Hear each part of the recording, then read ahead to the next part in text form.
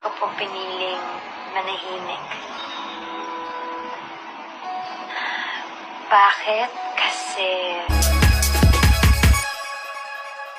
well, finally, nagsalita na nga po Catherine Bernardo sa issue nga po nila ni Daniel Padilla kasama itong si Andrea Brillantes.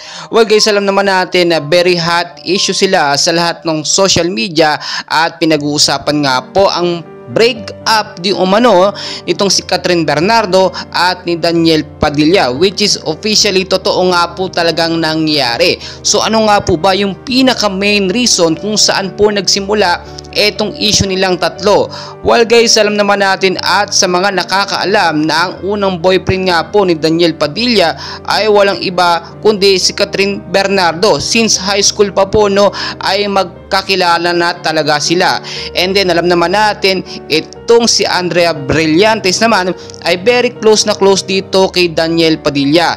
So nabigyan po kasi ng meaning yung pagiging sweetest nga po nitong si Daniel Padilla at si Andrea Brillantes. So nanggaling na rin po sa mga naninira dito kay Catherine Bernardo at kay Daniel Padilla yung issue po na ito. Pero kung titignan nyo, dahil naging issue lamang siya, tila naging katotohanan na nga po siya at hindi na nga po nakapagpigil pa si Catherine Bernardo at nagsalita na nga po siya. And well guys, nakakalungkot po ang kanyang sinabi dahil matagal niya nga daw po pa talagang itinago itong kanyang nararamdaman dito kay Daniel Padilla.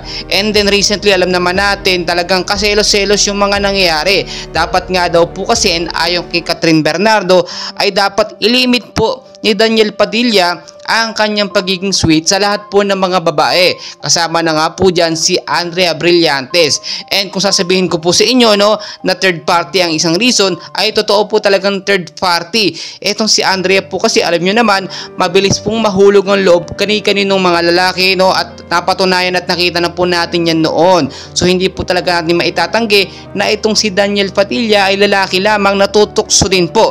Well guys, magkagayon man kung ito po ay talagang hindi na maayos ay nakakalungkot po sa part ni Catherine Bernardo, which is talagang nakita natin sobrang nasasaktan po siya at hindi niya po matanggap na ganun lamang po masisira at mawawasak ang kanilang napakahabang taon na pinagsamahan po ni Daniel Padilla. And while guys, patuloy ko kayong i-update, and please huwag niyong kalimutan naman mag-like and subscribe bilang suporta po sa ating YouTube channel.